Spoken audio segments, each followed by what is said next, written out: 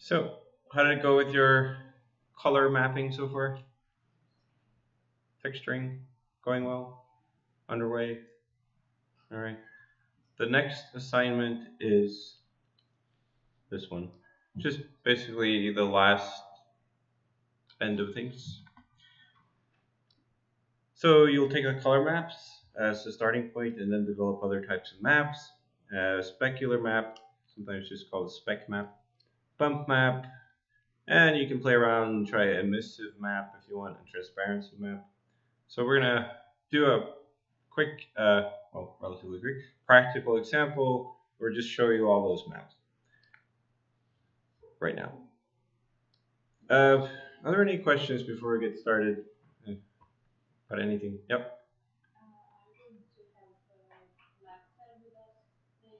Yeah, we'll go to the lab afterward.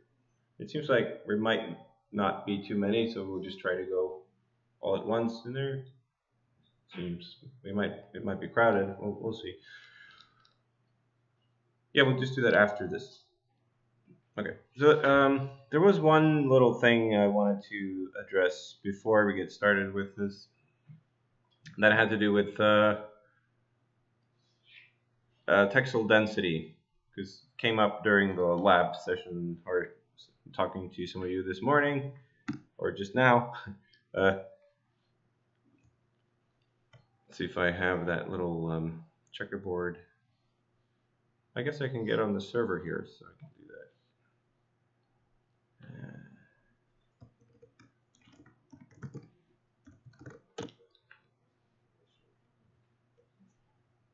Maybe not.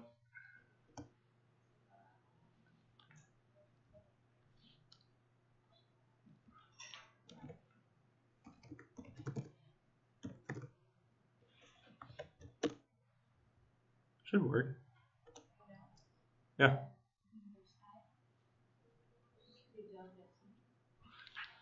It should work just typing it in here.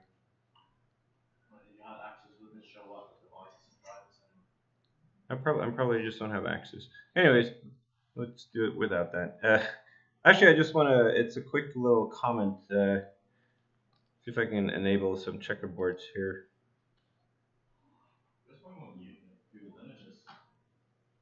Yeah.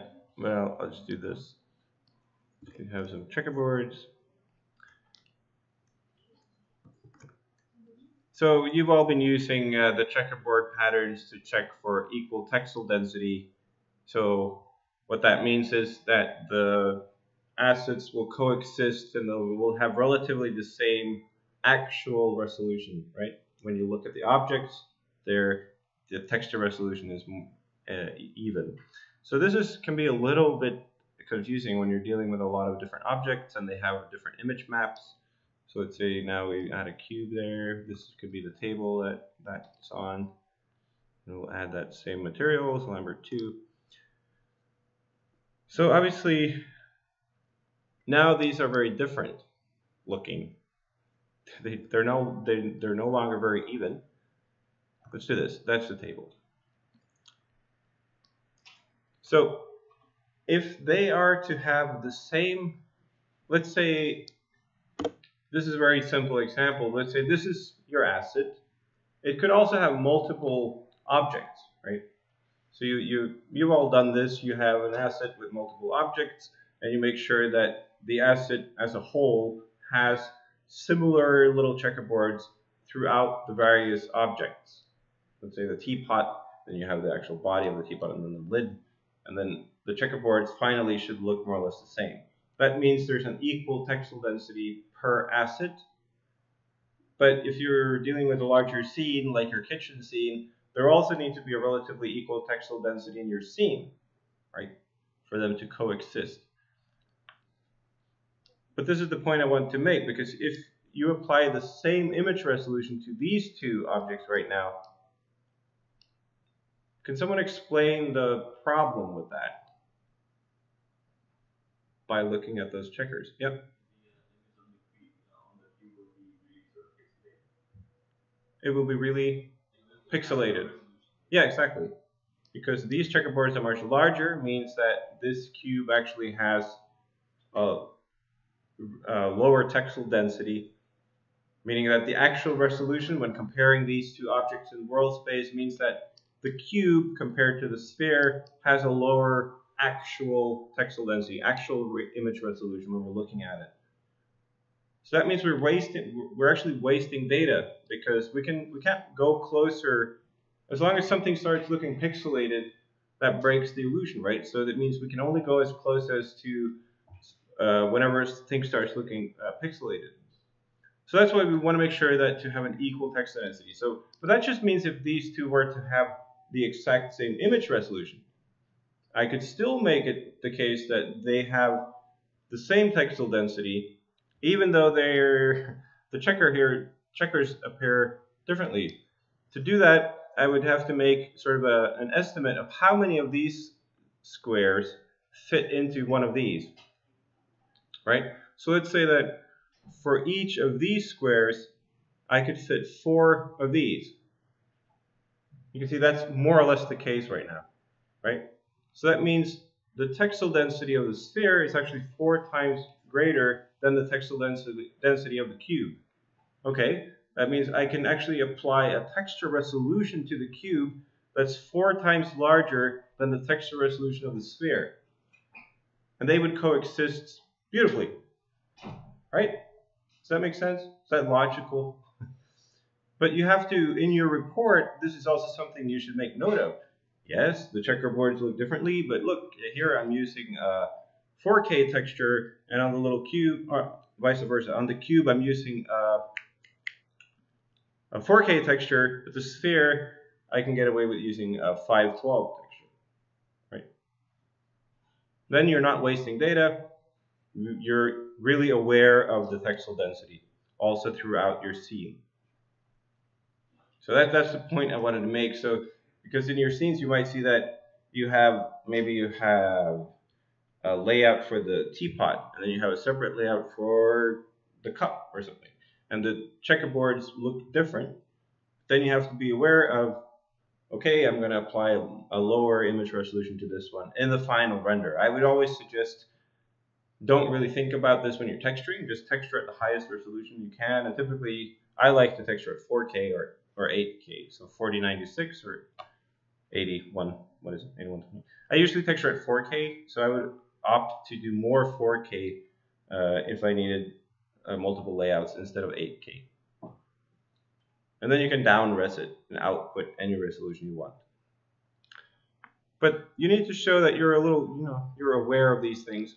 I mean, if your scene is optimized so that all the assets can actually have this exact same image resolution, then everything is fine. That means that the checkerboards should be equal everywhere. Right. So that, yeah, so just want to make that point. So let me model something that we're going to be using as an example. So that's very quick. So we're just going to do a plane.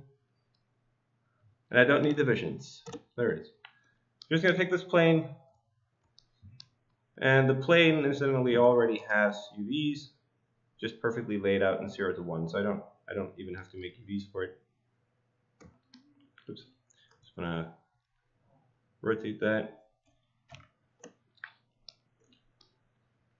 So I could obviously go in here, UV editor, and go, okay, export UV snapshot. But literally that would just be a screen grab of this. So if I just have a 1-to-1 image resolution, it's going to fit beautifully on the plane. So I just went to textures.com and I downloaded this guy. It's not very large because I haven't purchased any credits. Yeah, I mean, if you can find larger resolutions, it's always beneficial. You can take your own reference. Always try to work at the highest resolution possible. This is a fairly low resolution, but we'll see what we can do with that. It'll be okay. So now it becomes very important. We work in projects. Now we're going to have several image maps. So I'm going to call this something. What's today? 22nd.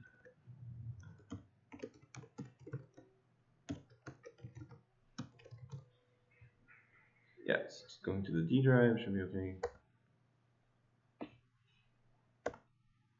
I'm gonna save the scene.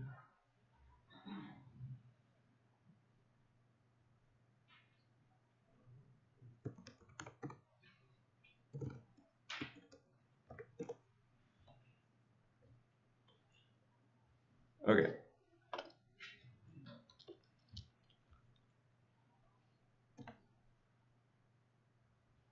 Where did I put that image? Let's see, here we go.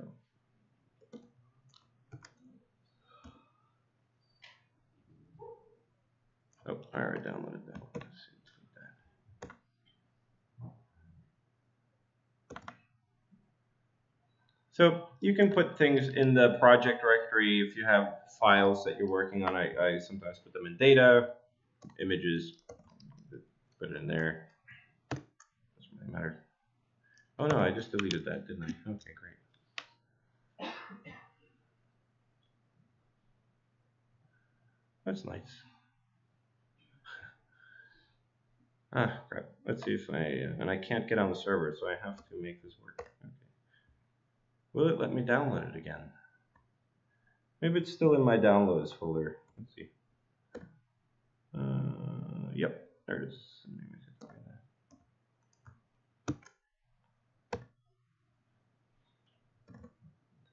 So I'm not putting it in source images. Source images is just the directory where the final image maps will be placed. Just put it in here so I have it, and then I can open that with Photoshop. So this is not a one-to-one image resolution. So what I'll do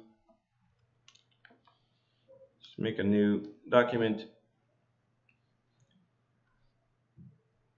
So we get 2048 by 2048 should be okay. I mean, that's more than I need, right? So then I can do Control A, select all, Control C, copy, Control V to paste that in there. And maybe 1K would be enough for this. So I could do canvas size, percent, 50%. Okay. It's too small. All right, I'll do it 2K. It's okay. Let me just sample this color and I'll fill. I mean, there's no need to take this layer now and scale it up because I don't have the pixel resolution for that anyway, so it's just going to make it pixelated. It's not going to make it better by scaling it up. So I just leave it like that. So that's what it's going to look like on my plane. Okay, let's just save this Photoshop document. This will be, and I like, again, having the actual Photoshop document that I'm working on in source images. And this will be wall, and it's just going to be called wall PSD, and I include the layers. This is where I will be working on the textures. So let's just shoot out quickly a color map. And this has probably happened to a lot of you when you save PNGs. I think as some of you have experienced, if you save a PNG, you apply it in Maya, a lot of times it will look like, oh no, my mesh is looking transparent and I didn't mean it to be transparent. Does that happen to some of you? Like suddenly, it's a very common thing because if you have transparent areas in the PNG, it will actually be stored in the alpha channel of the PNG. So Maya just sees that alpha channel. Oh, okay, there's an alpha channel, and it connects it to the transparency in the blend. So if you'll notice, if your mesh suddenly looks transparent, take a look in your blend, and you'll see that there's a connection going into the color, but there's also actually a connection going into the transparency. So that's just because the PNG is a format that supports alpha channel. So it's just an additional channel in addition to RGB for the black and white information which decides the transparency. So this will be wall underscore color.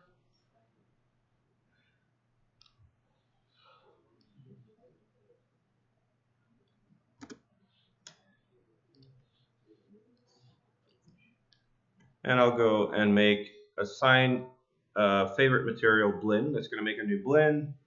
Go to the attribute editor. Here I'm connecting a file node, and I can turn the filter type off, which is just a little blur. And then not the PSD, but the PNG right there, open. There we go. This is upside down. It's just because I was rotating this plane. But let me just rotate the plane back. Let's see. Just rotate that.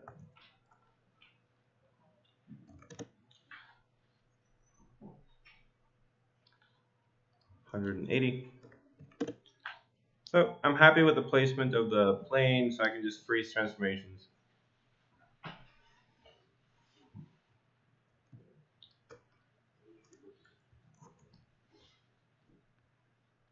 So let's take a look at the blend. Yeah, so in this case, there was no transparent element, so there's nothing going into the transparency. But what I was talking about earlier, if you didn't want that alpha channel, obviously, to be applied, you would just right-click, and you can break the connection right here. So you could still apply the color information, but just break that connection, so make sure that PNG is not also controlling the transparency. Okay, so we have a color, pretty predictable. Maybe I don't want those gray areas. Well, I don't want them. I'll just delete them. Maybe I'll just insert edge loop. I guess I'll do that here. I'm not going to touch the UVs, but I'm just going to insert edge loops. That edge loops actually update on the UVs, and then I can delete these faces. Should be fine.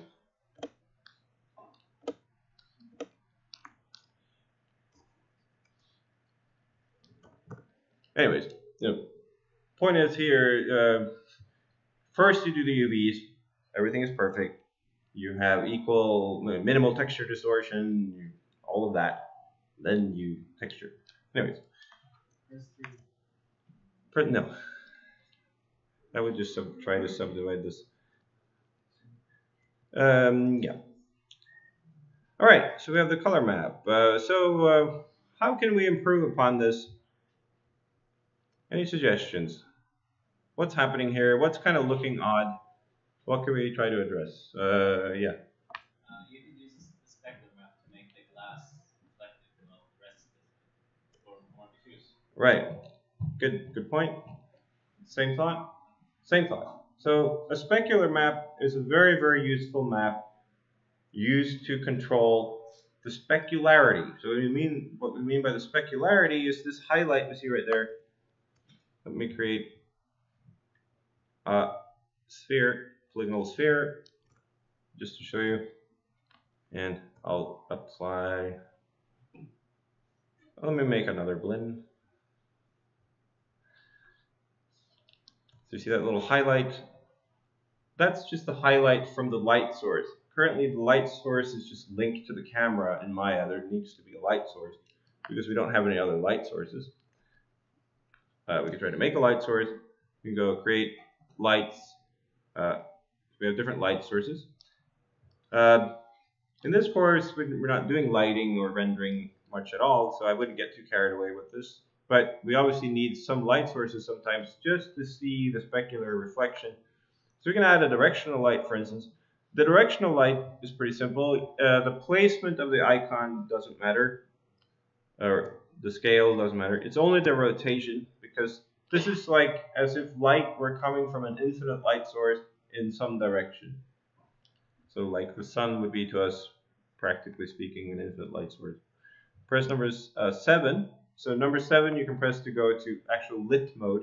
If I'm just in number 5, I'm in the standard shaded mode. If I press 6, I'm in textured mode, but I'm still not in textured lit mode. So when I change the light, nothing happens, and it's just using that default camera that's attached, the default light that's attached to the camera. But if I press 7, now it's using the actual light sources in my scene. So I can see that updates. And you see that specular reflection right there. And for our plane, it's kind of hard to see, but if I go like that, you can sort of see that it's just, if I press number 5, maybe it's easier to see. It's just an overall boring, specular, very even reflection. And like you were saying, maybe it would be better if the glass obviously were more specular, and the rest of it more diffuse.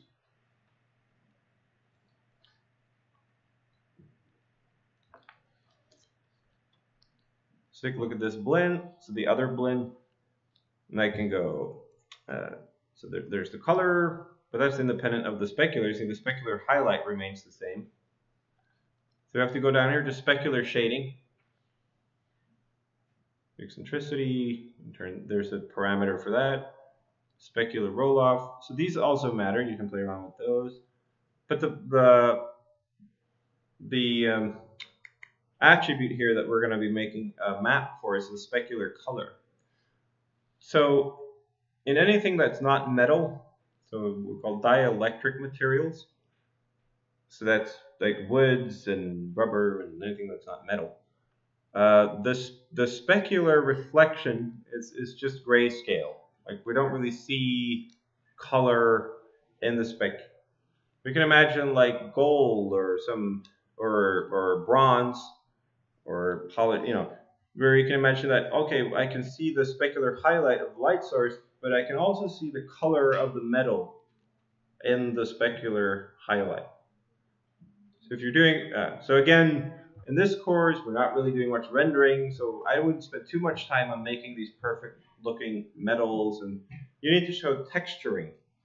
But if you want to just quickly make some gold pieces, maybe you would actually have color in the specular color. But for most purposes, black and white spec maps.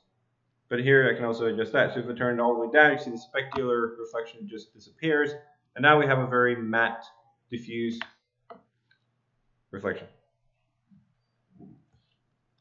Okay, so that's it. So let's try to make, let's try to make a spec map based on the color map. So this is the starting point. So let's say you've been working on this. It's very nice. You're happy, and then you probably have a lot of layers. So what I usually do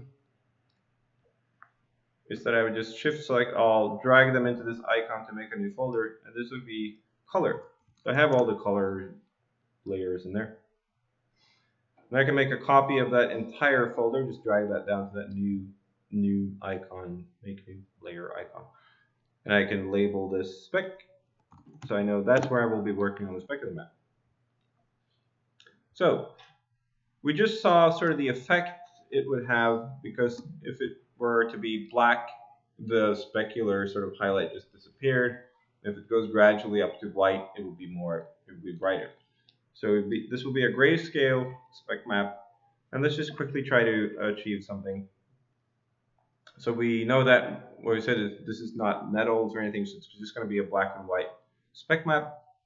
And I like to work a little bit messy with this because I make copies of layers. I don't care what I'm doing. This is the beauty of Photoshop. You can do whatever you want. Really no limitations as long as it looks good in the end, and you export that final PNG or Targa or whatever you want to do. Well, not whatever. PNG, JPEGs, Targas, or TIFFs typically. Okay, so Control-Shift-U, I can desaturate it. Another way that's to get rid of the color. Control-Shift-U. Another way to adjust the saturation gradually, you can hit Control-U, and here you can turn down saturation or turn up the saturation. You can change the hue or adjust lightness. But Control-Shift-U just gets rid of all of that. So now this becomes this is a very manual approach, because now we're just using this big photo reference. It's going to take some work, but I'm going to do something that I really recommend. What I want you to take away from this is that you can make your own custom selection layers, selection masks. What's very nice in Photoshop, if I create a new layer, I can just start painting. So I paint with whatever, it doesn't matter the color. Just start painting. Now I am, there's a hardness setting on the brush. That's sort of the hardness of the edge of the stroke. use it if that's very low or very soft. But now I want that very hard because I'm just making a mask. So now I'm just painting pixels. So if I control click on the layer, I can select those pixels. And then I can even just, if I hit the eye icon, hide that layer. I can go to a different layer, do whatever I want. So whichever layer I'm on, I can still do the same thing. I can go control click that layer, and there I have my selection. That becomes very useful, very, very handy. Because there are ways to make selections in Photoshop. We can do like rectangular selection marquee. We can go, if we hold here, there's an elliptical marquee, we can do that. All these things. Also down here, this is obviously the lasso tool, we can use that. Also the polygonal lasso is very nice. So you can just click and add points. And then backspace to delete points. So, but when you're done, just double click and it will make that selection. To get rid of a selection, you can hit Control D, that's to deselect. So I can still use make use of these selection tools when I'm making my custom selection mask. But the point is, I don't want to save time, I don't want to be selecting over and over again. I just rather make that selection once. So right now I'm going to make a custom selection mask for the glass element. And I could probably make use of this. It's pretty high contrast image, and maybe I could tweak this so that I'm left with that selection in the end. But I typically, if I need a very defined selection, I find that I just go in there and paint it and just make it perfect once. But here, let's say there's some select options here. So this is very powerful, like select by color range. I don't think I will use it for this, but let's see. So this will select, if I select this color, it will make that selection. And then there's a localized color clusters. You just play around with this. This makes for better results, I think. And fuzziness, you can see here down here what the selection will look like. And then there's a way to keep adding hues to that selection, so that this eyedropper icon with the plus sign, I can keep adding. And then, yeah, range. Anyways, so you see, I'm not really getting where I wanted to go with this, but you see, now that makes that selection based on those colors. I'm not going to do that for this, but sometimes it's very powerful. I think I'll use that when we're doing the bump map, maybe for the paint here. So in this case, I'm just going to manually go in and start painting my custom selection layer. But I will make use probably of the polygonal lasso, so I'll just go in and just click, click, click. And I want to be a little, yeah, so backspace to undo if I click, and I want to be a little particular about this because this mask I will also be using for the transparency map. So I'll be making actual transparency for the glass. And then I don't want this to be partially transparent where there's supposed to be wood, for instance. Yeah, so just like anything else, you probably don't want to make too many shortcuts with this.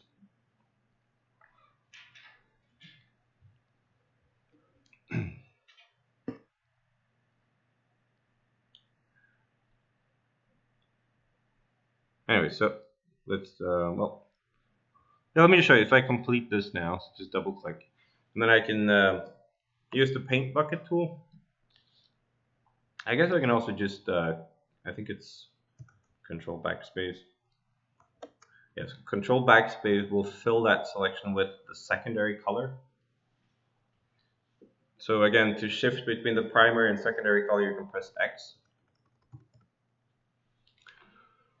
There I just have a color layer and Control D to deselect. So whenever I want to select those precise pixels again, I just Control click the layer. So that's the powerful thing with this.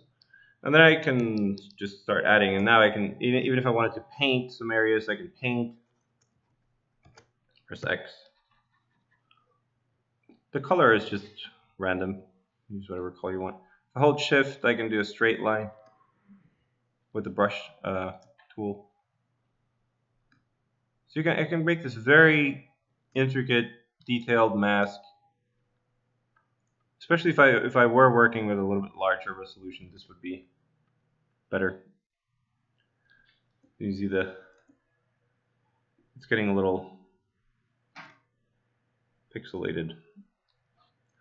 But okay, so there, and I can use the paint bucket to fill that area. Didn't do a good job. I'll go in and paint this.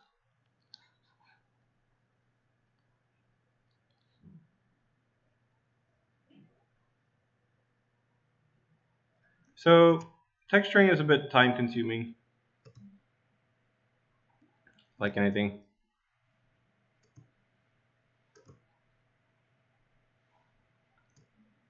Maybe you already tried this in your color maps.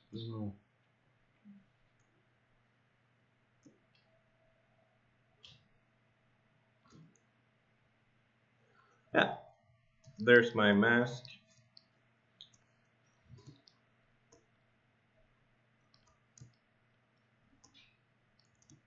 And let's just try to speed things up for this so I won't bore you to death. So I'll just do some simplified versions of these. So I can do just a rectangular marquee. Oops. But you get the idea, so you just want to probably spend a little more time. So there, fill those.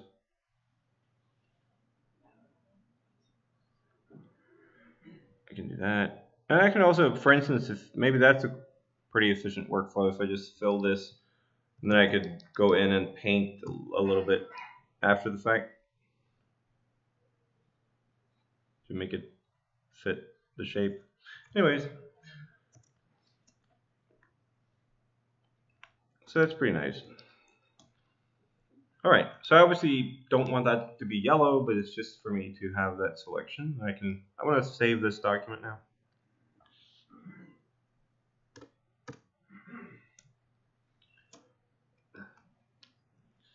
All right.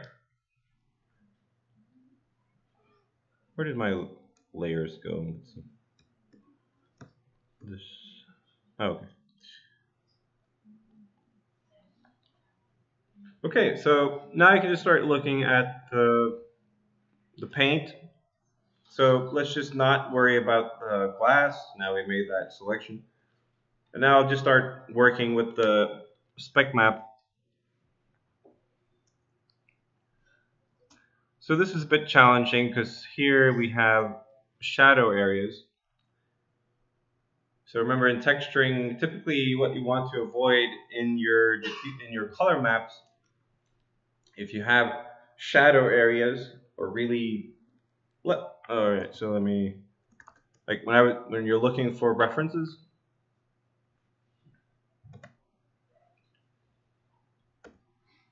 Yeah, so in my reference, there's a pretty clear shadow area caused by that window frame.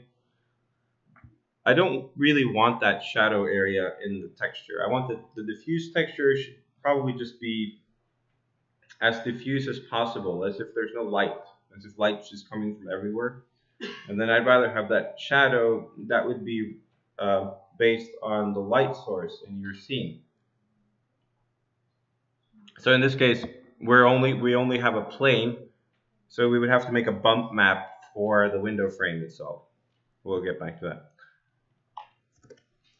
But anyways, right now for the spec map, it just means that even though it's darker in there, doesn't mean that the actual surface characteristic has a darker specular value.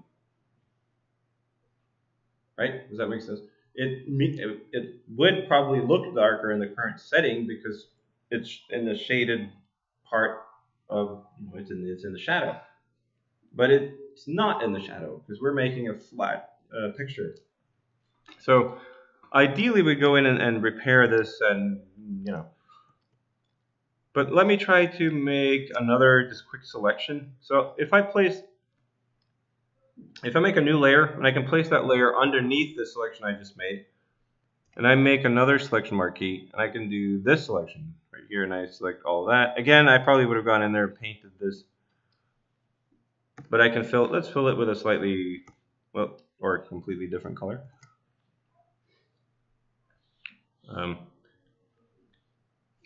Now I have all these selection masks. So if I hit Control L, that's to adjust levels, right? Control L. So I can go and do the gamma. And what I'm looking at here is that I know that all the bright spots will be more specular. The darker spots will be less specular. Right? But this is just affecting everything globally. But now I actually have a way, if I only wanted to have levels for this guy, I can go and do a control click, and I have this selection. Well, actually, yeah. Let me. I'll remove the yellow pixels from the blue pixels. To do that, again, just Control Shift that layer with the yellow selection, and then I go back down to this layer, and I can just delete them. As this is very powerful. I can Control click anywhere. I have that selection. I can go to the other layer, and I just backspace, and I deleted those pixels from this layer mask. And then I can Control click anytime I want to have that precise selection. The layer doesn't need to be visible. And now this is where this is very powerful, because I can do a levels adjust only in there. Let's say I want to have more of an even. I want to make that more even to the rest of the wall, like that. So that would be kind of tricky to do if I had to each time go in and make a very nice selection. But now I can very quickly work on these large chunks. Maybe something like that first, and I have. So I will always make copies. So this is just a copy of that underlying layer. So I just, okay, I'm working on that. But let's introduce some more contrast. And again, I only want to do that on that selection. Control L. I'm just grabbing the high point, the one at the right, dragging that down. So you can see I'm introducing more contrast. You see the lighter areas are lighter and the darker ones are darker. But I probably also just want to tone down globally, making everything a bit darker. Because this shouldn't be, I mean, this you just have to try this once, and then you sort of see the effect it would have on the blend. But yeah, so let me make another selection for the rest of the stuff. So I'll just fill the entire layer, and then I'll subtract this from that layer. So there I have a selection mask for everything else. And I can go Control L, and that should only affect everything else, not the little window.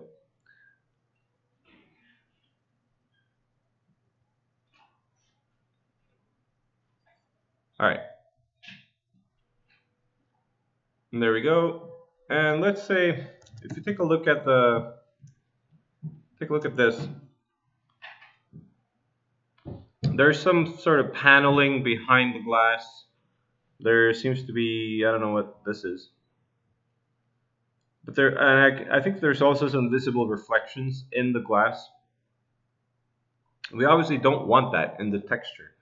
So depending on, I don't know if this glass is very clean or not, but we're going to make it a little bit dirty and probably just do that ourselves. But for now, let's just make a very clean, nice, bright specular value for the glass. So I just find my selection layer, control click it, and then I can make a new layer, and I'll just select some gray color and control backspace. Oops. Make sure that's the secondary color, so X, and then control backspace. That will fill this layer with that selection. And now I have this little layer, and I can do control L, any output I want for the specularity of the glass. Maybe something like that. Pretty specular, or that. I can see this is looking a little strange. Yeah, so that's just due to that very quick selection I made. That will look a bit odd, I think.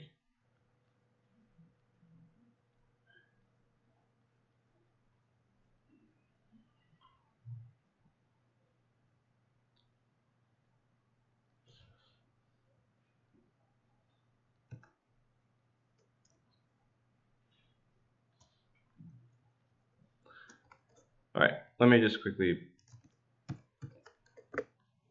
I don't want that bright line because it's gonna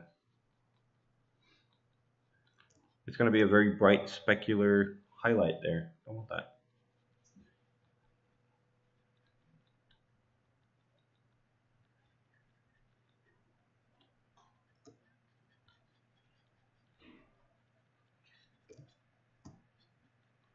Anyways.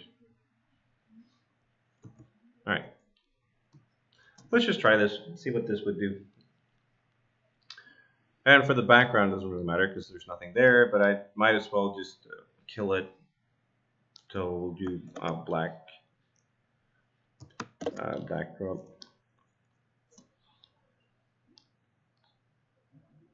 And then I could shift select all the layers. So now we're seeing we have a lot of layers we're working with.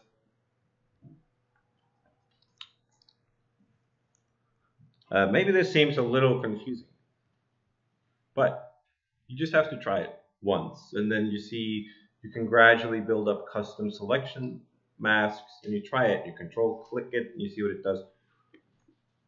But it becomes very powerful because you could work more efficiently through all the different image maps. Oh yeah, I already have that in there. So you see in the end, it's just everything there is in spec. We have the color. Here I'm working on the spec. So I'll make sure I save the PSD document. And I also save a new PNG for the spec.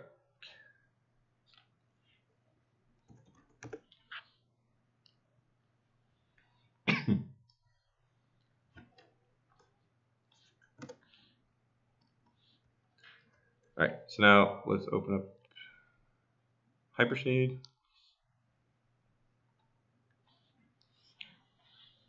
And this is the blend. We haven't named it, but I'll graph the input connections. So there we see the color map, and now we need a spec map. So under specular color, well, it's also in the attribute editor, doesn't matter. So specular color. Oh, this is making things more confusing, but the order. I see that the order of these attributes are different in the Hypershade and from the attribute editor. But we're looking for the specular color attribute, and here it's on top. Okay. to a file node, turn off the filter. We'll do wall spec open. And there we go. And we can rotate around a bit. So typically you have to rotate around a little bit to see. Let me turn off the grid to see the change, because the spec map is really a case where you have to interact with light to really see, like you need movement to really see the effect. So if I can press number 7, that's slight effect. To have a better idea of what's actually going on, I can also turn off the color temporarily. So I could just, in the hypershade, I can just delete the color, the connection. And now we can see the effect only of the spec map. So you see it's very faint. We can try to exaggerate it if we want. So let me, again, I'll select everything except the glass, which is this guy. So I forget the hotkey to invert selection. Does anyone know? Control Shift I. Yeah, Control Shift I. If you forget it, you can also click there in one of the selection tools. You can right click and then you can select inverse. But Control Shift I. And then I could do, just keep tweaking this. So, you know, to be working even more non-destructively, I could make adjustment layers. So I can make a levels adjustment layer on top of this layer.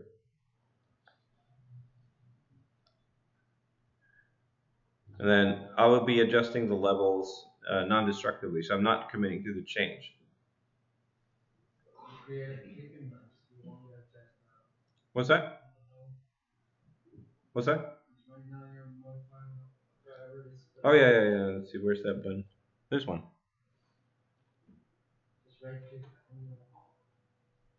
Here's also this button. If you click this button, it will only affect the underlying layer. If this button is not activated, it will affect all the underlying layers. Yeah, good point. So that needs to be. So, you know, we could try to dial everything down.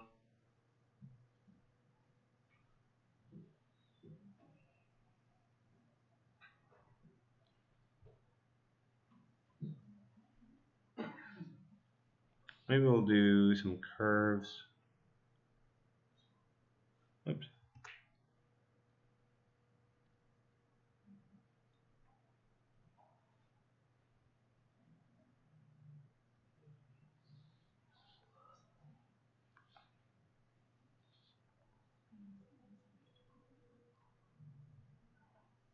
Oh. Oh no.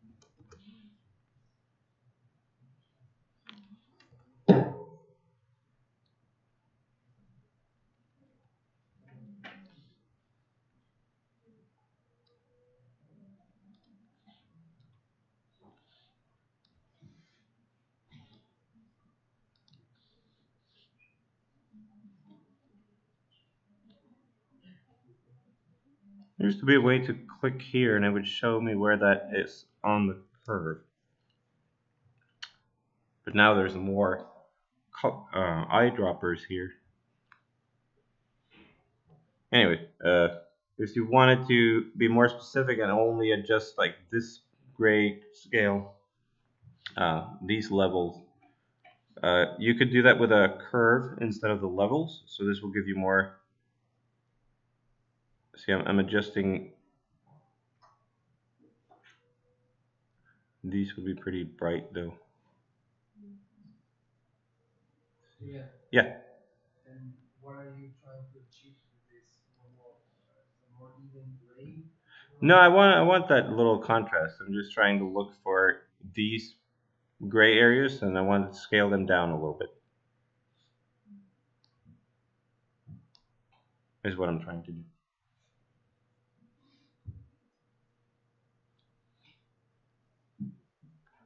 But I'm not really figuring it out right now. Anyways, let's just make a big change and just try to apply it, and I'll look into this. Let's just have a huge contrast between the glass and the rest of the wall. So I'm just using the gamma for these levels, and this is non-destructive because it's in a adjustment layer. If I just committed to this in a normal levels operation, that would bake it down, and it would be too late to change it later. But let's try that. Just a very, very maybe exaggerated look, and then save as. And this is a little back and forth to see the effect, but I'll just replace that spec map. And then we can right click on the file node and reload image file. So let's see.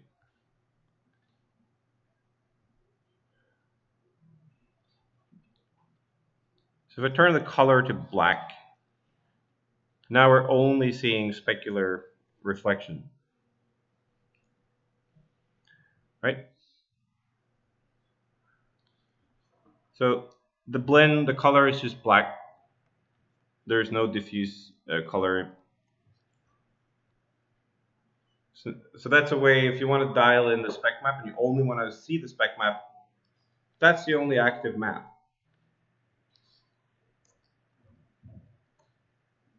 Right, then we could also hit Alt-B, we can change the background, and Control Space, full screen mode. If you really, you can. Okay, on the projector it doesn't show it all, but on my monitor it shows quite nicely. Yeah, you're losing all those details that I'm seeing. That's interesting. Maybe you can see it. No. Okay. All right.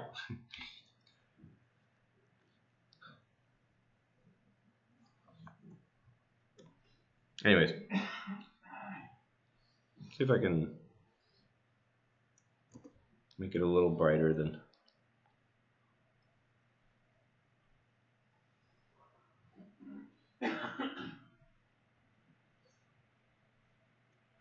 Yeah.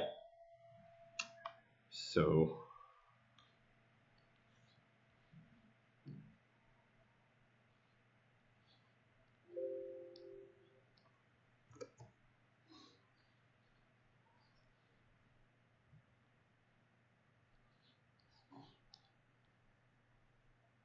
Can you see it now? Yeah, there we go. So now we can see there's a little more.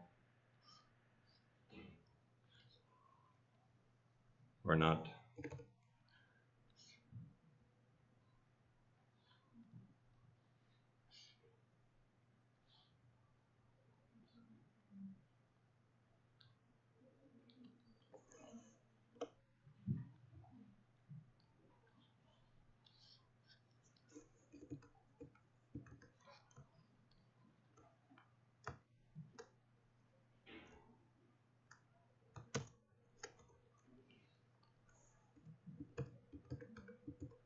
No, it does not seem to be collaborating now. No.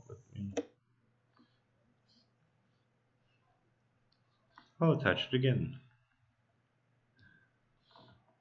This is okay. Well,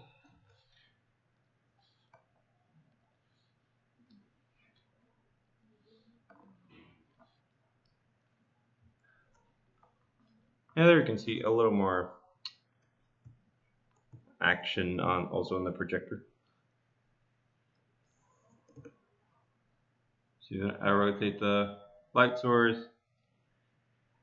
All you're seeing there, if it's not for the light source reflecting that specular highlight, you wouldn't see it.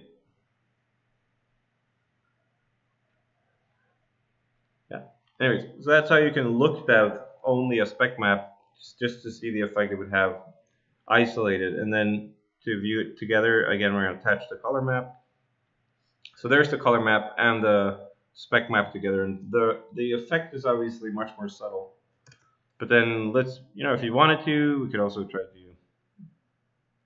go back into the color, and I could add an adjustment layer. So let's say, okay, I'm going to dial it down a little bit, so I'll introduce some more contrast, maybe make it a little darker, the color. It looks very different on the projector.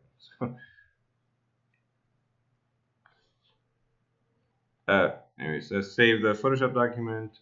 So it's very nice to make adjustment layers whenever you're making these changes that affect everything globally, instead of just committing right away to the change. And then just replace the previous one. Right click, reload. Alright, seems like it reloaded it just automatically when I click the file node. But if you right click it, reload, that will force it to reload. There you go. Alright, so that's the spec map.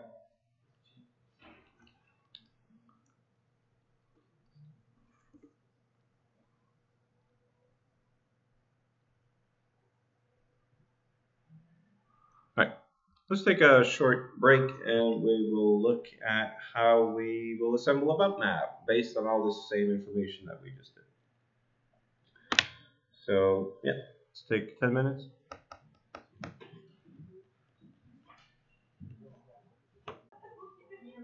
Okay, let's continue on. So spec map, we get it, the basics. Black and white map. Black, no specular reflection. White, very, very specular reflection. And gradually in the middle you can have various levels of specularity. These are things you have to just try out. Yeah. But, so let's create a bump map. So for this we're going to do some things that we typically, we're going to ask the bump map to do a lot, because typically bump maps would be for tiny surface details, like stuff like this. We'll also do that, obviously, but let's try to also make the bump map push this element in a little bit so it seems like there's at least some depth. Typically this is something that would be modeled, right? You would have the window frame actually modeled, most likely, but it can be done with textures, and you can also do displacement maps. Also in games now you can do real-time tessellation, so you actually have a displacement map, which is technically it's a bump map, it's only that it would displace the surface at render time. But the bump map we're going to be doing is not actually displacing the surface, it just looks like it. It just bends the light. But if you look at the contours, the object is still flat. Okay, so again, I will just make a copy of this color folder, drag that on top. Oops. And then this will be bump. And it's going to be a black and white map, so I can go Control-Shift-U. I might make use of this color map though for some selections and things, so let me keep that. I'll just make a copy.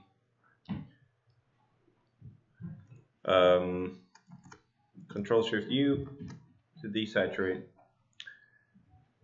And okay, so let's just hide these layers. Let's build this up a little bit. So initially in the bump map, I think we briefly talked about this last time. A neutral bump should be 50% gray. So that's not roughly 50% gray, but it's precisely 50% gray. You do here 50 in the color picker. You see RGB value 128, 128, 128. That's neutral gray. Okay, and then just fill that layer. So that's the starting point for any bump map. Precisely neutral gray, 50% gray. Now we want the, let's look at this. So we want that window frame to go inward a little bit. And we already have a selection for that, right? So that's somewhere. So I could have named these, obviously. I think it's that one. So I'll just actually copy these layers and I'll bring them with me up here to the bump.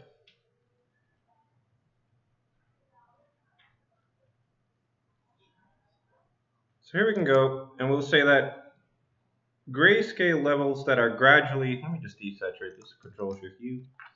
So this is the selection that I quickly made.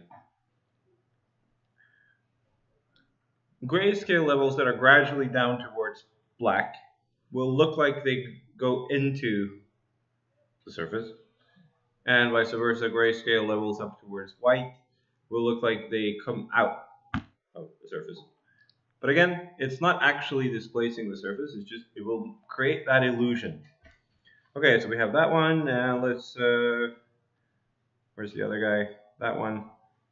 Let me desaturate that one as well. Control-Shift-U. And I'll play around with the levels, so Control-L. And that one, let's see.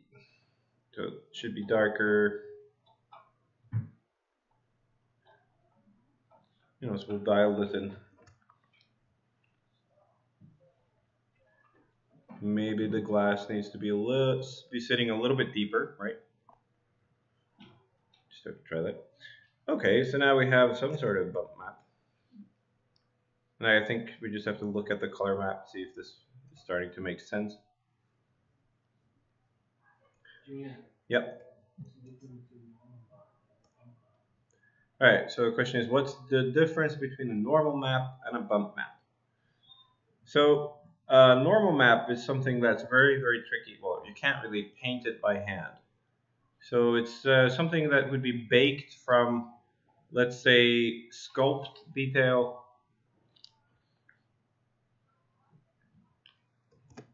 So, No, I mean, my question is what they do. I know what a normal map. what? What they do? What they, difference what they do. Yeah. What's the difference between them? Right. You only have bump map, you don't have a normal map.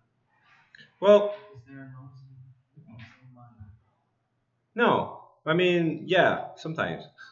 It's very, very similar. It depends. So bump maps are really, you can get away with bump maps for mostly, like, when you're dealing with surface detail, bump maps are great. The bump maps are not really good at gradual gradients. So whereas, because a normal map will actually bend the tangent, so that's what it does, depending on the resolution. Yeah. So you see here is sort of an image. This is what the normal map does. It bends the normal. The light reflection is bent depending on the color values. So normal maps, you can get very, very nice gradual changes. Bump maps are a little bit, they're not as good for that. So it's more like used for like low res, let's say gaming. No, it could also be very high res. It's just that sometimes it depends on the type of surface detail. Right. So things like, I don't know.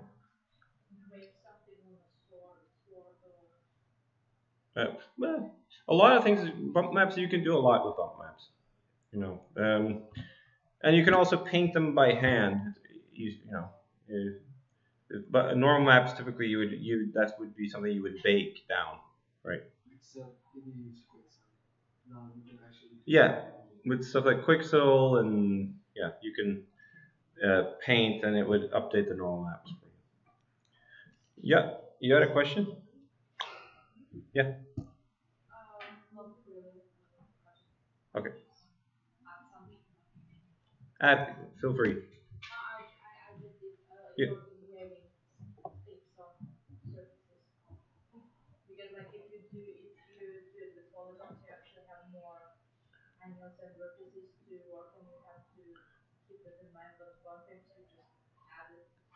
Yeah, exactly. Yeah, so it's adding surface detail. It looks like it's very high poly without there needing to be a lot of vertices.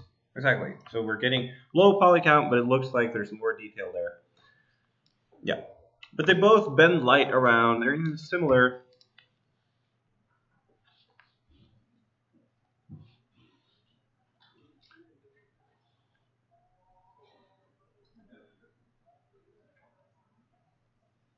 So maybe we want this plank, or whatever this is, to be extruding a little bit. So I'll make a quick selection for that as well, since we didn't make that earlier.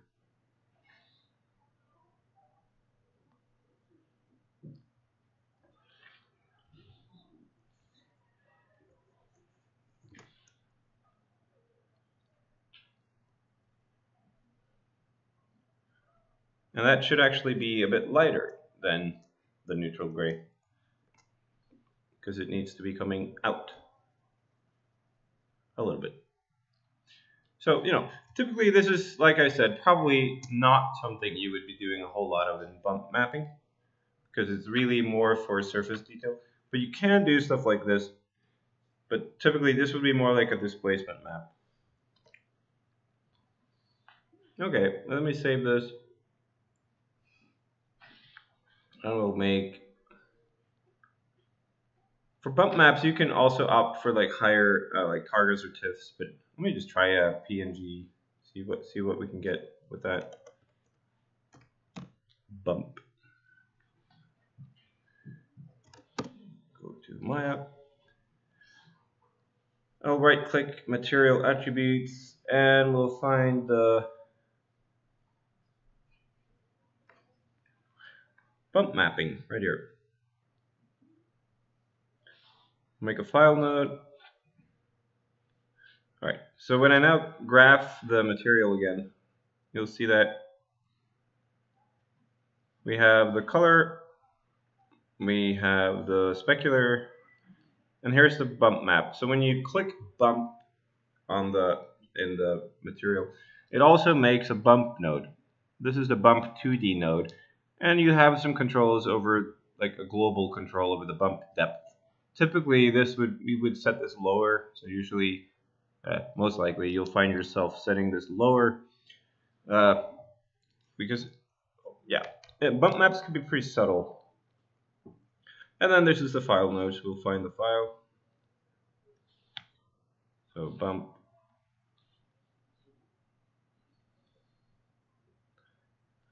And okay. So again, let's try to view that without the color.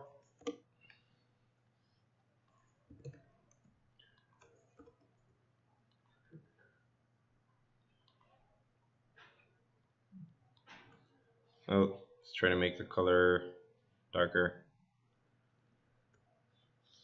Let's also view it without the spec. So that's what the bump map is currently doing. So if I rotate the light source, you can see I can get some highlights right there and some shadows. And this is actually not baked into the texture, but it will at least update. I can get that nice highlight matching the direction of the light.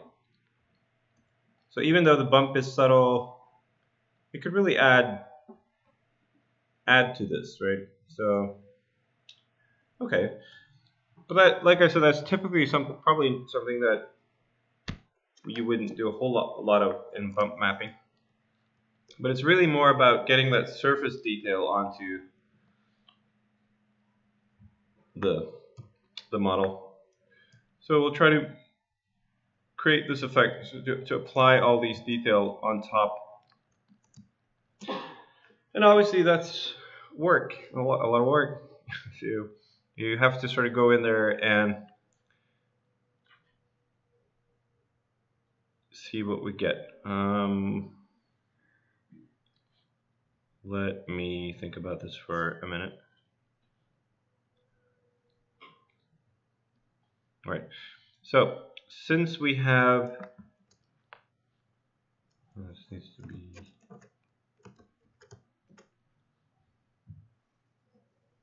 Right. So I think we also talked about this briefly last time. But here I have just a copy of that layer. It's desaturated. And underneath here, remember, the initial layer is neutral gray, 50% gray. If I set this guy to multiply, the blending mode multiply, and now I start changing the levels, none of those are going to ever be brighter than neutral gray. In other words, now I have a way of only working with the bumps that will bump inward. Because the underlying layer is neutral gray, and I'm just multiplying something on top of that. All the white will just be cancelled out and never be brighter than neutral gray. So that's a very, very efficient way of working, because now I can have this separate control. So you can see, maybe I can make, see here I can make this pretty convincing layer. And this is, again, it's about building things up gradually, building things up. We're working a bit structured, and we're doing one thing at a time. So now maybe I'm concentrating on these cracks. You know, and so I arrived at this simply by using multiply and Control L levels.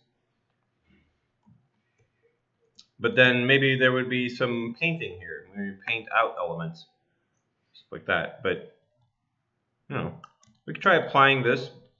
See what this needs a lot more work, but it's fun just to apply it and see what it does. So we'll do PNG, and that's the bump. We'll just replace that.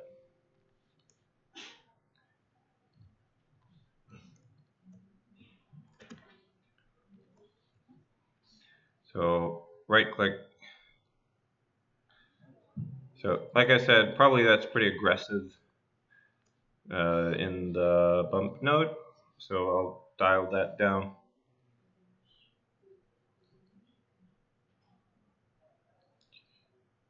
Probably like 0.2. So all of that will react more as if it's surface detail.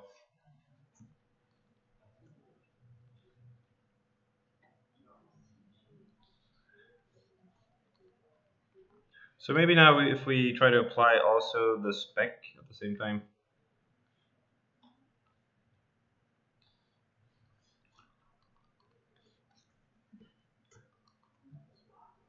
Or not.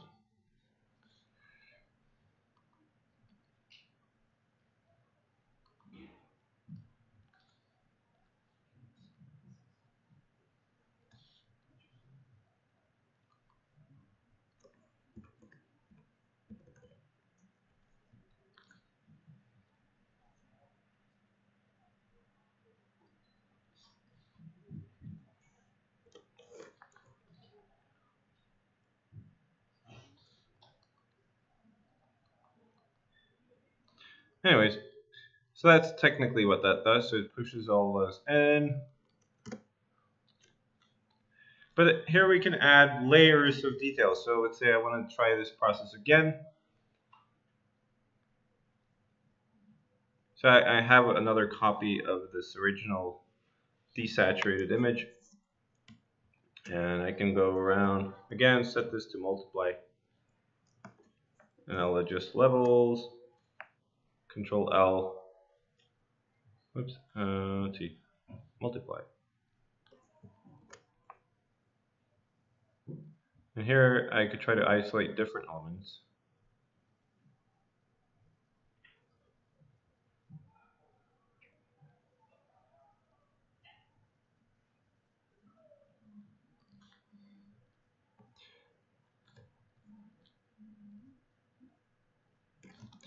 All right, let me try.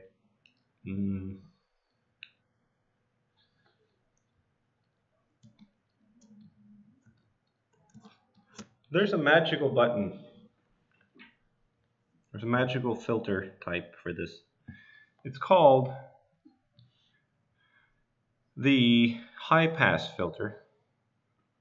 It's just very nice. Let me desaturate this. We'll try the high pass filter and see what it does. It's just nice at picking out these tiny cavities almost in the texture. You see the high. This is what I'm getting just with a high pass filter. Very nice. It's just very nice. And then I could do multiply. And again, this would never be lighter than neutral gray, so I'm only pushing in. And I could really make a higher contrast. And again, it's much easier, better to work with more higher resolution. Now this is pretty low.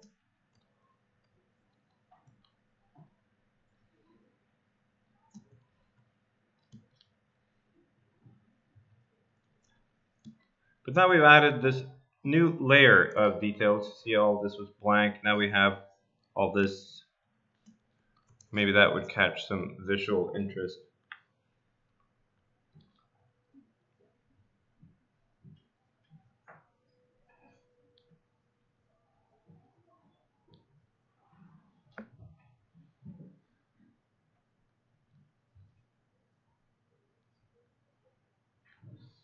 Anyways, any questions about this?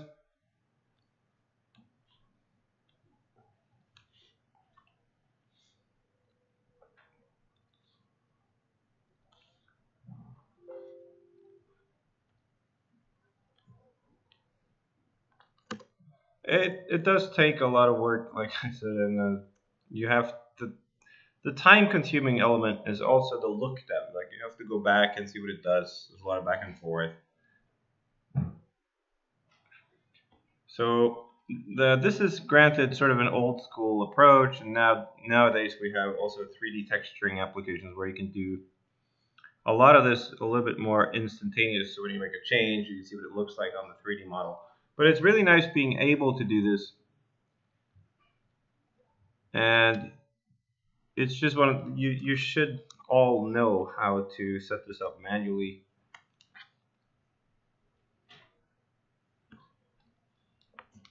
Is that reloaded? No. There's also a reload button there, so you can click there. Okay, so that's pretty aggressive, but quite efficient. I think that's the PNG doing that. Probably want to opt for a Targa or a TIFF.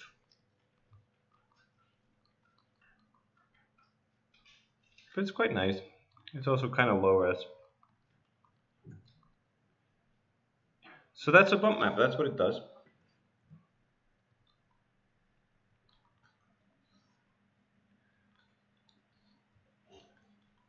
So a lot of these effects are quite subtle. Like they probably won't really have a huge effect unless we're dealing with an animation and where the light has a chance to interact with the surfaces. You get that. You can really see all those maps. Which means in this course, it's kind of important to do your best in the reflection papers to show this work. So I would probably isolate and show the effect of the bump map. Here's the bump map. And, just make sure that you show it. Show it off. Okay, but I think you get it. That's the basics of bump mapping and this approach where we already have the selection layers. We can make use of those over and over again. And I'm also making use of multiply. So the opposite, though, would be, let's say I wanted to add, not in this example, I think, but if I had some elements that were to be coming out from the whatever it is that you're making. So I wouldn't be using multiply, but I could use screen. So, well, I guess I could do it for the paint or something. So let's say here, and we go screen. Then I can go levels.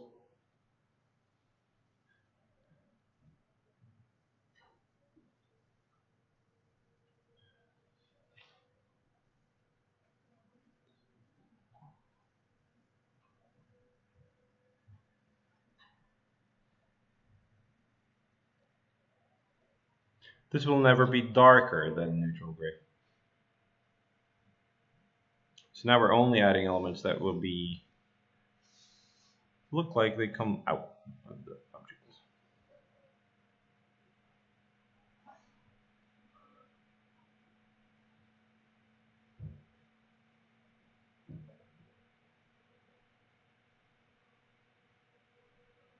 Yeah, this would in any case be very, very subtle. So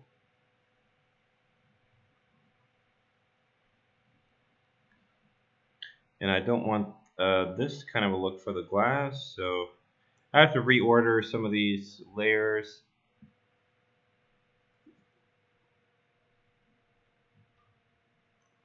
Where's my glass?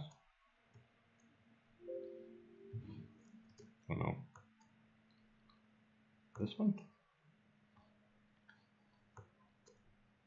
Nope, that's the frame. That's that one. Where's my glass?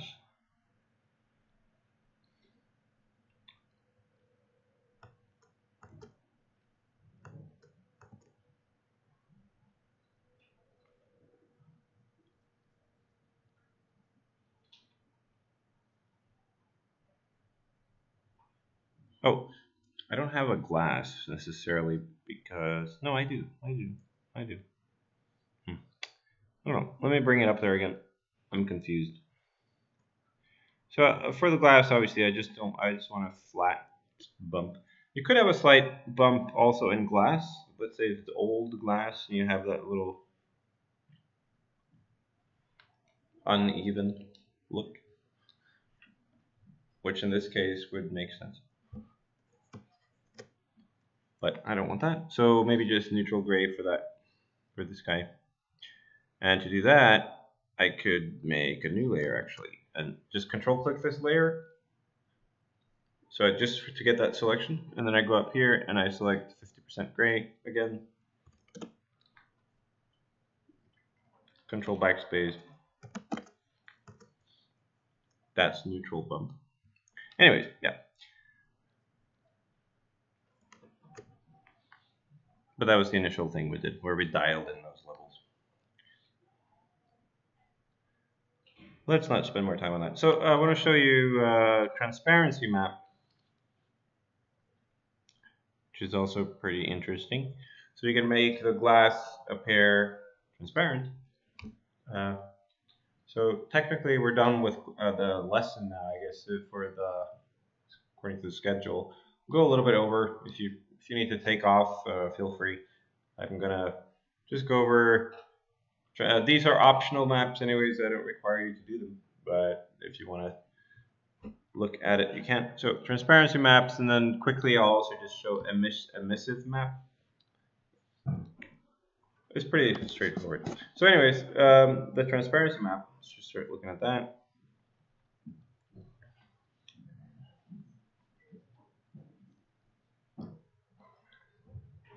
It's going to be pretty simple. All we need, I'm going to start with a black canvas that's not transparent. And then we're going to add the glass layer that we have here. That's going to be transparent. And there, we're done. But we can also make it semi-transparent. So white would just be transparent. But let's add a little bit of dirt. So we can find some dirt.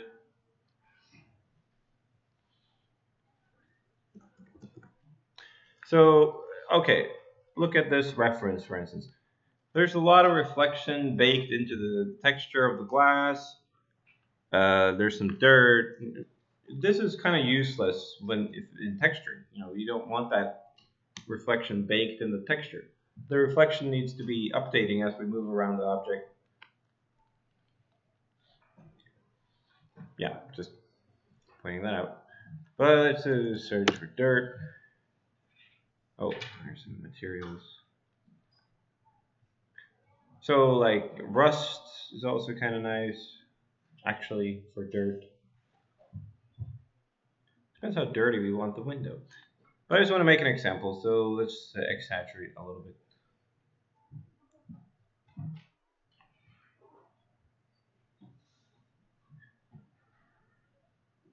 I kind of like this shape. So this isn't necessarily a transparent image. I would have to make that transparency myself, but I can do that. Yeah, I'll download that one. So copy that.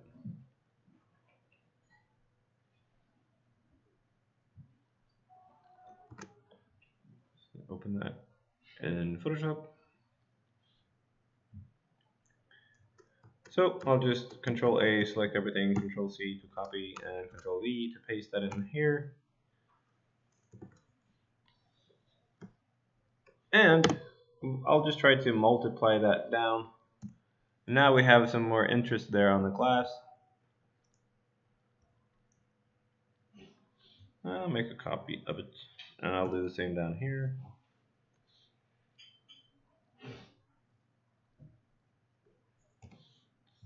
Delete that portion. Okay. And if I want to start removing from this, make it probably a little bit more in a non-destructive way, I can go make a layer mask.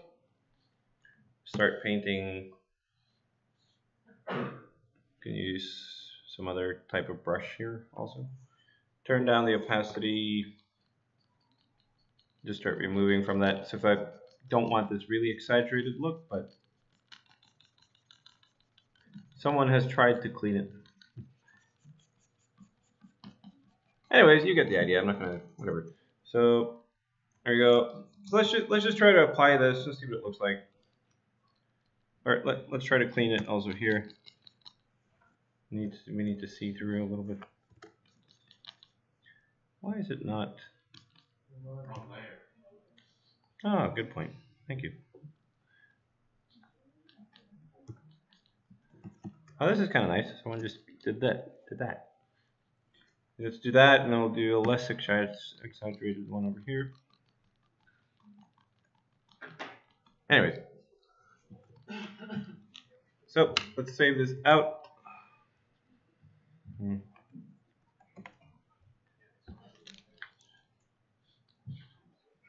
me throw all these into a folder. We'll call that transparency.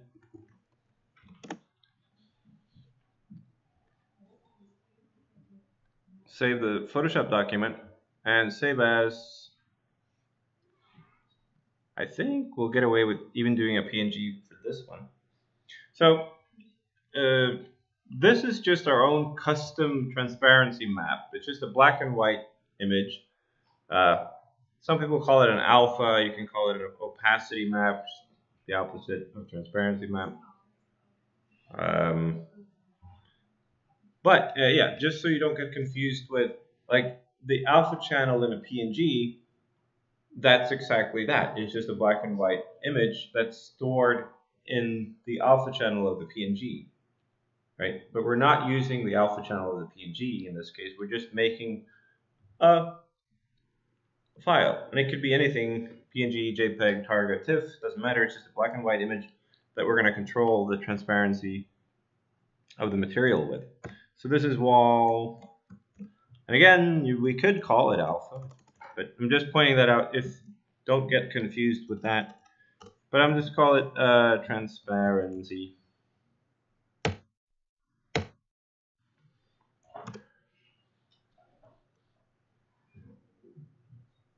Okay, so I want the color on there now. Touch the color, and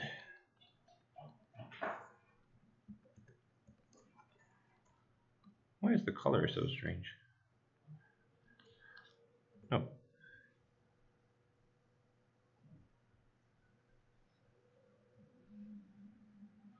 All right, and the spec map.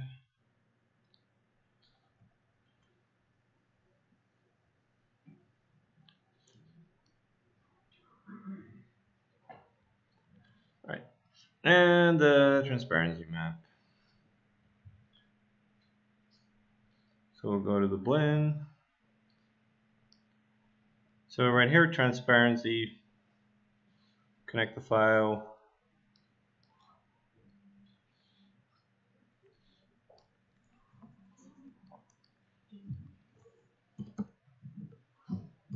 Let's try a Targa or a TIFF.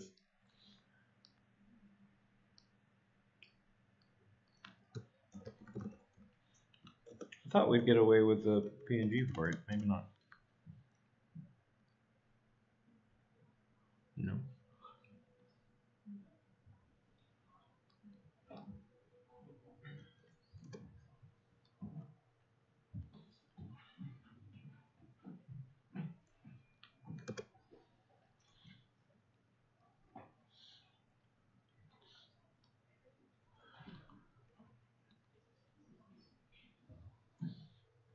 Now we need some other background. So yeah, okay, so Maya is actually inverting this alpha. Let's see. Yeah, okay, I forgot. Maya inverts the alpha. We can invert it in Photoshop. It's literally just you invert it and then it would be fine. But there is a button in here somewhere. Invert. Ah, crap. Everything went away.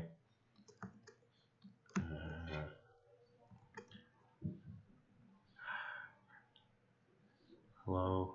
What's over here? There it is. There's an invert button.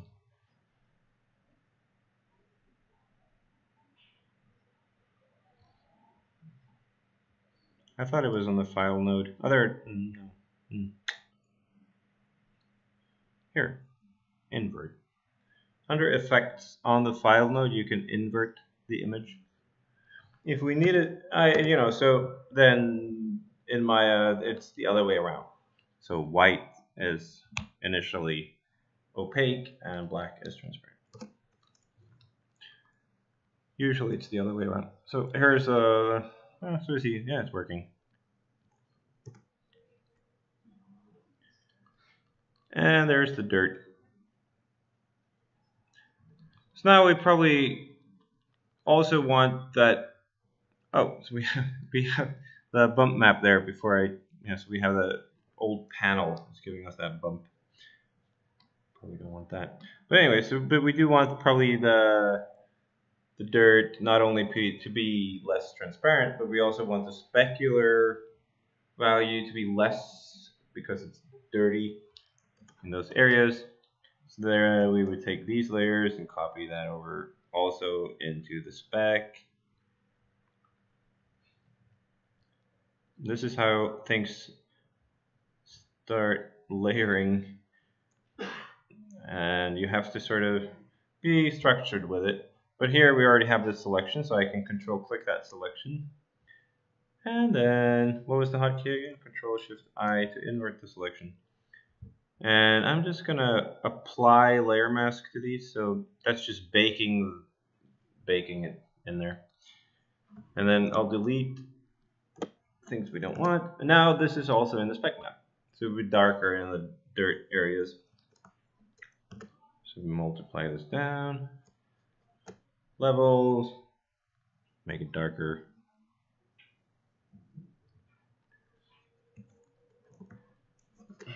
Control Shift U to desaturate. Save the Photoshop document, but we'll also save a new version of the spec map.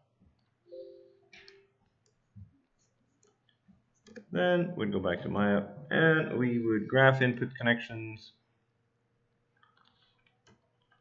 and reload the spec map.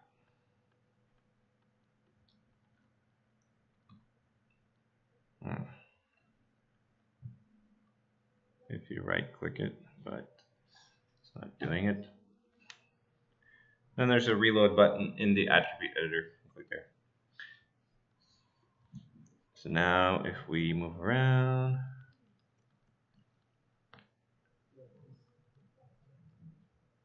yeah, so you can sort of see that it's less specular when we do that. in the dirt areas.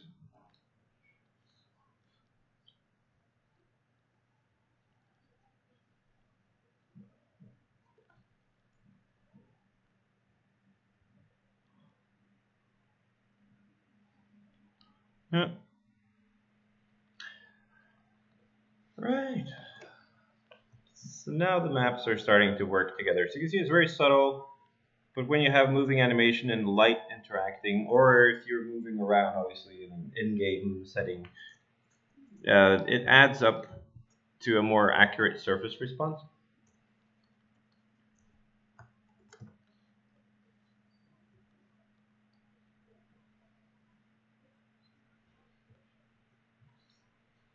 Oh, by the way, so if you want to copy entire, this is a shading network. So now we created this huge mess of files. They're all going into this blend. If you wanted to copy the entire network, you can't just Control D to duplicate the blend.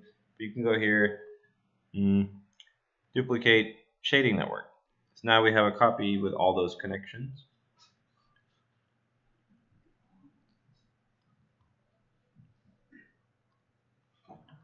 Right. Okay. So, questions, comments?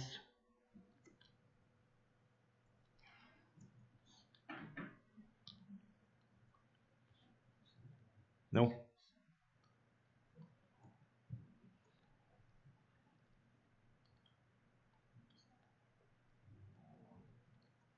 So there we see the difference. That was only the color map.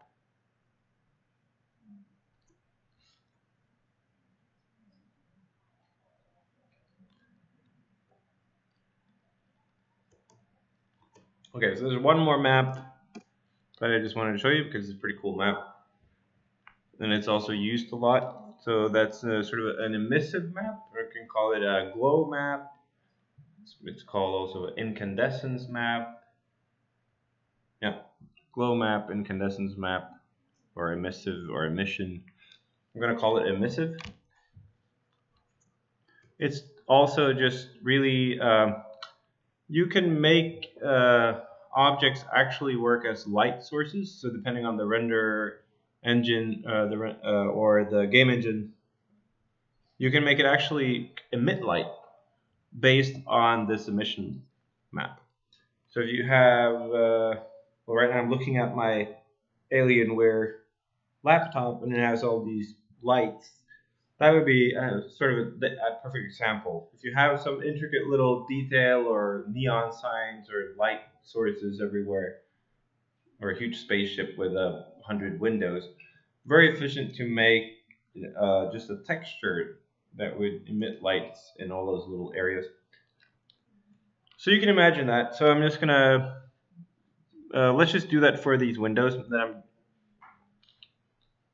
just to show you technically how that would work.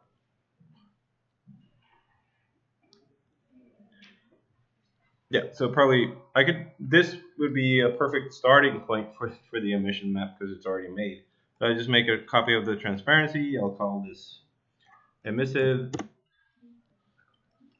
And this will only look as good as you can make the emissive map in Photoshop. If we can make it look kind of convincing here,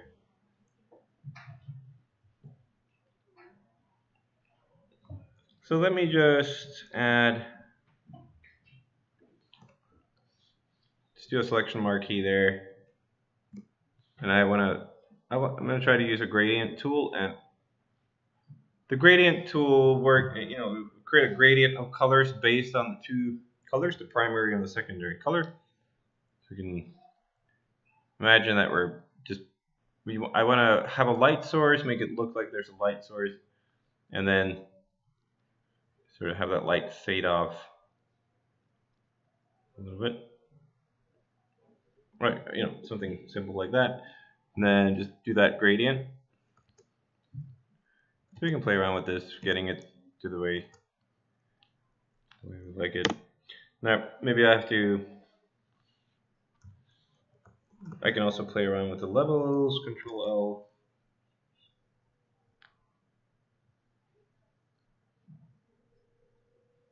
whatever. Okay. And then put that under there. This should also be set to multiply.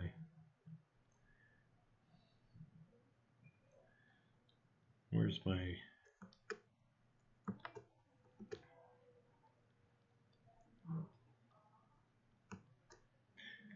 Right, and those are probably the only ones that should be visible. I could do a new layer. I'll control backspace to fill that with black, control shift I, fill the rest with white. Then I invert it and just multiply. Right, it didn't.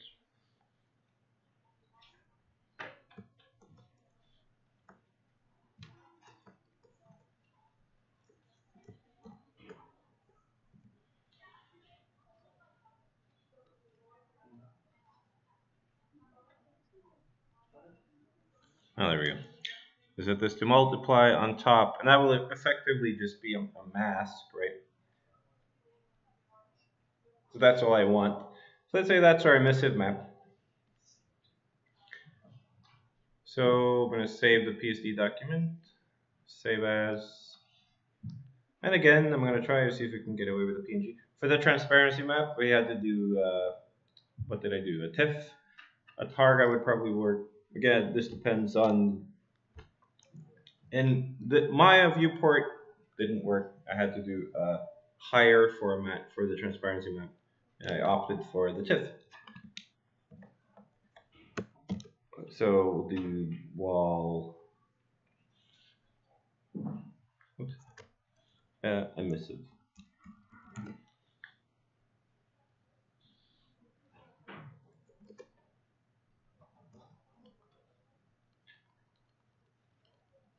Yeah, okay, so like if you had transparency here, probably you wouldn't be doing an emissive map, because then the reason for it being transparent is that there's something behind it. So probably there would be an interior of sorts, which is pretty common to do. We could do like a dummy cube and just map some simple interior textures or something on there. Right? Makes sense. That would be, where's some, reverse the normals. So there's our interior, and just put that there. So when the camera moves around, if this were an animation, you'd see something in there. Let's get rid of that. Right? But instead of using the transparency map, then let's try the emissive map. That makes more sense in this case. Or not to use both of them, but one of them. Well, let's try both of them, see what it looks like. So that would actually be, well, we could have called it an incandescence map also. So incandescence is emissive, it's same thing. It's kind of self-illumination, right? So this makes this a light source. So if I set this to be completely incandescent, in effect it becomes a light source. And also, like Arnold, for instance, it would actually emit light, so it becomes a light source. And this is the attribute that we can attach the emissive map. So in Maya, you know, optionally, we could have called it an incandescent map to stay true to this naming, but it doesn't matter. If you're working on a project in the future with your group, you probably want to be consistent with the naming. But, you know, this is it. I mean, these maps are called different things. So there you go. So that's the emissive map. And this is obviously then, if I go Alt B, I can change the background and make it darker. So if I change the lighting or the light, let's make it like a little colder light. Okay, 7 to go to lit mode.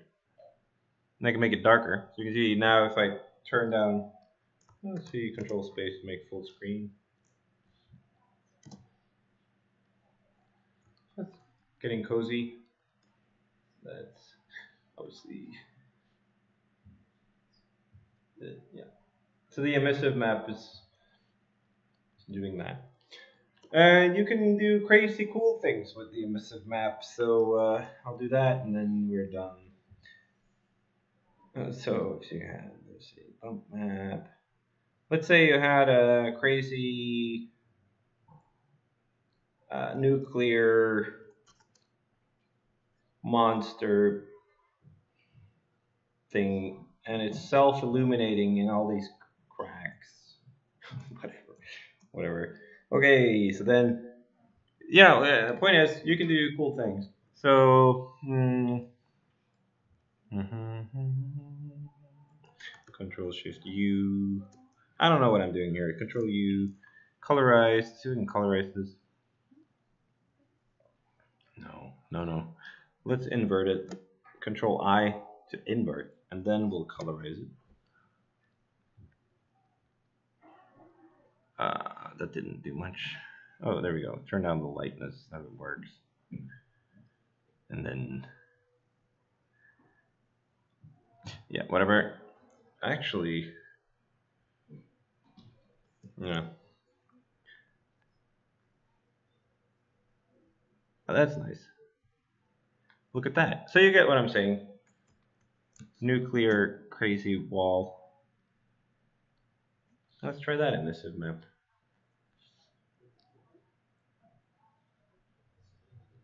Should we multiply it? No,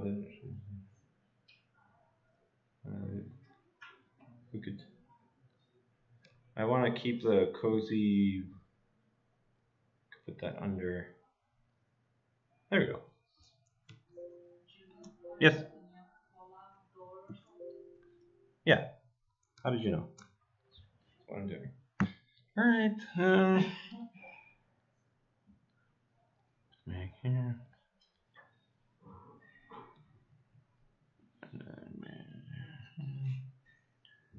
Can't be that cozy inside, so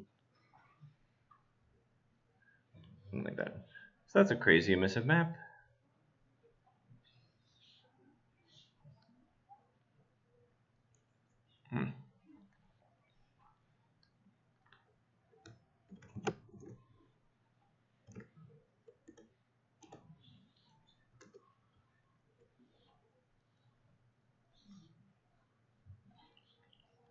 We'll go into, let's see, find the emissive map, and we'll replace it with crazy.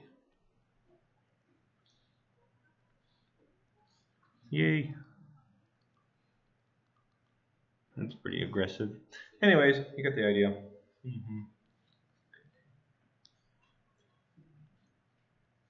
It would be more efficient if you toned down the green a little bit. Yeah. All right.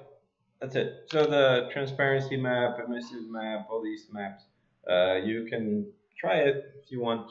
What I do want you to do is the bump, spec, and color. That should be in here. And as you've seen, it's pretty subtle, some of the effects, so you probably want to make sure to showcase it in your report or your written reflection, whatever paper, to make sure to showcase your work. Okay, so we'll do a lab session. I think we won't have any problems fitting everyone in there today at once, it seems. If we do, we might have to ask someone who's in there to leave. So I need to eat. Let's meet at 2:30. And then, you can try this example if you want, or just do something, whatever. And I'll be there, walking around. Okay. So 2:30, right? It's 1:45 right now, right? Yeah. So 2:30, we'll meet in the lab. Pretty good.